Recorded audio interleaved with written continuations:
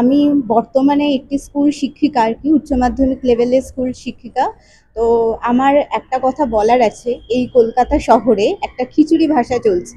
এখানে মনে করা হয় বাংলায় কথা বলা মানে হচ্ছে স্মার্টনেস চলে যাওয়া বা অশিক্ষিতের পরিচয়।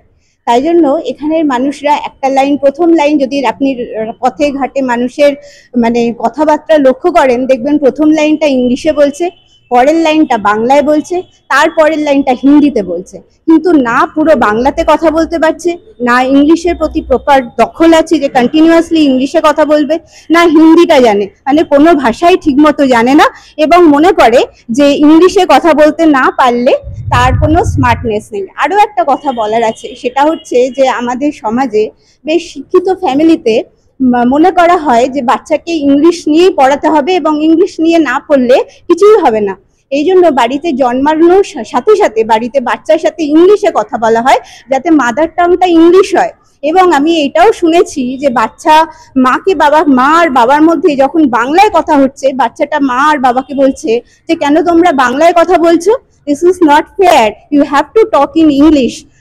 গিয়ে আমাদের বাংলা ভাষাটা, মানে যেখানে বাংলা ভাষা এত সমৃদ্ধ ভাষা, ইউনেস্কো যেখানে সব থেকে মিষ্টি ভাষা হিসেবে বাংলা ভাষাকে স্বীকৃতি দিচ্ছে, সেখানে আমরা বাংলা ভাষাকে মানে অবমাননা করছি, বাংলা ভাষাকে লাঞ্ছনা করছি। এবং আমরা খাস কলকাতায় দাঁড়িয়ে মানে প্রতিটি শিক্ষিত ফ্যামিলি মনে করছে ইংলিশ মিডিয়ামে না পড়ালে কোনো মানে তার জীবনের কোনো ভবিষ্যৎ নেই। কিন্তু আমার বক্তব্য হচ্ছে ইংলিশ মিডিয়ামে পড়ার অসুবিধা নেই, কিন্তু তার সাথে বাংলাও শেখান, ইংলিশটাও শিখুক, বাংলাটাও শিখুক, একসাথে দুটো বা তিনটে ভাষা শিখলে তো কোনো অসুবিধা।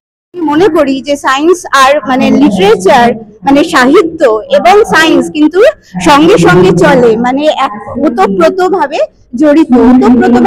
আমি সায়েন্সে খুব ভালো, কিন্তু আমার যদি ল্যাঙ্গুয়েজের প্রপার দখল না থাকে, তাহলে আমি পৃথিবীর কাছে কি করে আমি আমার রিসার্চ সায়েন্স সেটা পৌঁছে দেবো? তার মানে আমার ভাষার দখল থাকাটাও ইকুয়ালি ইম্পর্টেন্ট।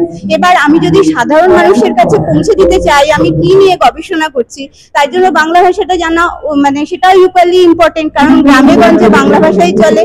হ্যাঁ, তো আমার নাম বর্ণালী গোস্বামী।